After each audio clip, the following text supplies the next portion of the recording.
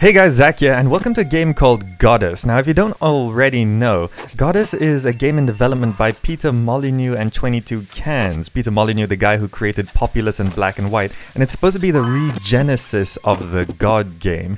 And just generally, it's my short review of it is it's not done, but you can purchase early access to the game on Steam, and that means I think there's a 50% sale going on it right now, but it means that it's quite a commercial thing, and generally a beta is supposed. I have a preconceived notion of what a beta is supposed to be, and generally this is not quite it. Now I played the Godus beta version 1.3.1, and in general the whole game still feels wholly lacking, because it's even the Salem beta was more developed than this, I think. I mean, what concerns me most is on the loading screen, it says that they estimate the game is about 40% done. That 40% is quite high, and I hope that's an overestimation because there is so much that's still missing from the game. It barely feels like a game, actually, at this point. And it can be fun for a while, but it gets very tedious very quickly. Now, this is just my opinion. You can always have a look at videos yourself and make your own opinion on it. But this is just how I felt about it. I played only about an hour, and I was like, well, there's not really much else to do besides what I've already done. I did look up other videos to see if there was anything I was missing, and there was very little that I didn't actually try. You could keep playing and it just gets bigger and bigger, but not much changes. Now, basically the game is you clear land, and the AI will decide, okay, there's a bit of empty land here, so let's build a house. And you get rewarded for building houses, and also you get rewarded for weird things as well. You get rewarded for destroying rocks and destroying trees and clearing the land. So in the end, the objective of the game seems to lead you to create a completely flat, barren wasteland filled with houses. And as a god game, that feels really weird. Yeah, and just in general, a lot of people always, this is a popular one, complain that there's too much clicking in the game. Clicking seems way too tedious, and you gotta click to collect belief, you gotta click to clear land, you gotta click to build land, flatten land, everything. You click, click, click, click, click.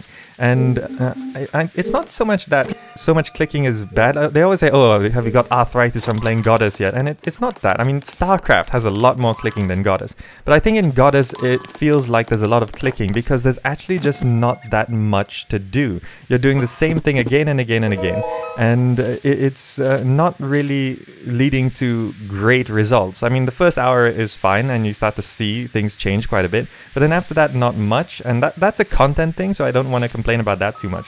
But in general, the direction of what I want to talk about is, for example, there's just this sense that you lack control over the game.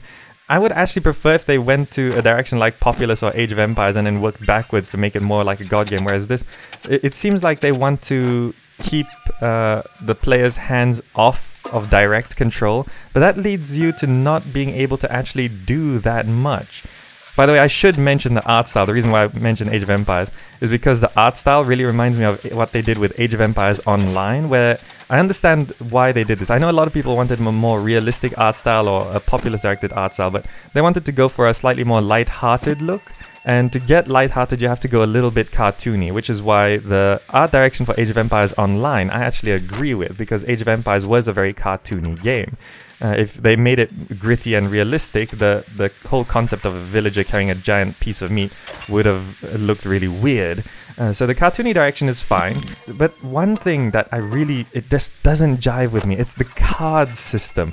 Now, I don't know why they went with cards. Basically, to collect resources, you have to find chests out in the open. You just you dig them up, or you find them on the ground, and you click it, it opens up, and you get a card, a resource card. And that's just really weird for me, because it's like you pick up a resource card and it's like wood. I mean, the world is covered with trees. Why do I need to pick up a resource card for wood? And then I picked up another one and it said meat. I mean, why aren't they just animals? Why aren't my villagers hunting animals to get meat? So the resource system using cards seem gimmicky, and the whole game, the concept of the game was supposed to be about immersion. Peter Molyneux early on talked about the dynamic systems of tree growth and weather and all of that stuff, and it was supposed to be about immersion. And just the whole card system takes you out of that immersion. It doesn't feel like you're doing things in the world. It feels like an artificial system and a simulation where you collect cards if they use a card system. So moving away from the card system and going into an actual resource collection system might be way better.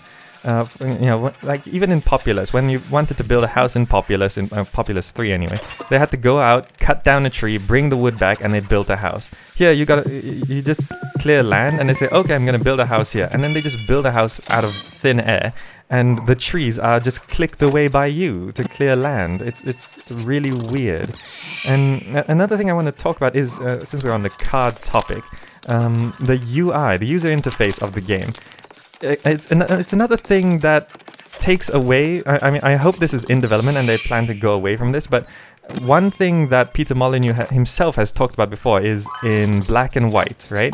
In Black and White, in 2 especially, he specifically mentioned about to create a better immersive experience with the game, they minimized the UI elements. They actually took away as many UI elements as possible so that the player could just be looking at the game itself, and everything should be represented in another way besides some kind of UI numbers and stuff. And Godus right now has a lot of UI elements. There's things in every corner, and there's a big pop-up sidebar thing, and then you want to look at stuff, it brings up a big book. Which, by the way, uses the same page-turning sound effect as Morrowind, just in case it just sounded really familiar. So it's very UI-heavy right now, and actually the art direction of the UI is this kind of vectorish, slanted pieces of paper kind of look, and I don't know, it's a coincidence completely, but it looks a lot like an interface I designed for a Flash thing back in my diploma days. And for me, it seems like the direction that professional game designers should be going should be a lot better than what I came up with back in college. So I hope they change the UI, or what I really hope is that they get rid of the UI completely, except for certain things. Like the book idea is cool. Like I don't mind bringing up a book to look at spells or to look at information, but currently the way the information is presented, like I opened up the book and I tried looking at the help page, and it just looks so confusing and cluttered, and I can't actually extrapolate any information from it. And you have to read it very carefully, and even then it's kind of confusing. So in general, I'd like to wrap up by saying Godus Beta is in development, which is fine, but it really feels a lot more like an alpha or even a pre-alpha at this stage. I expect they're saying that the game is 40% complete because they have put a lot of work into the system of the world, the actual land, the fluid water, the engine that it's running on seems to be, quite good, and the actual, all of that work, I expect there's thousands of lines of code behind it to get it all to work together. But it just doesn't feel like a game yet, and I would definitely say it's more like an alpha at this point, because I've played alphas which are more developed than this. And then I just want to put one final note on the multiplayer system, and it's a weird multiplayer. I'm not exactly sure what you basically, because there's actually not that much control to your people, you just kind of flatten land, build up a city, and they fight each other to see who would win. And it feels like more of an expansion war than actual tribal battles or city battles, because you're just building more and more houses, and it's like who can build the most houses, and that feels really weird at this point.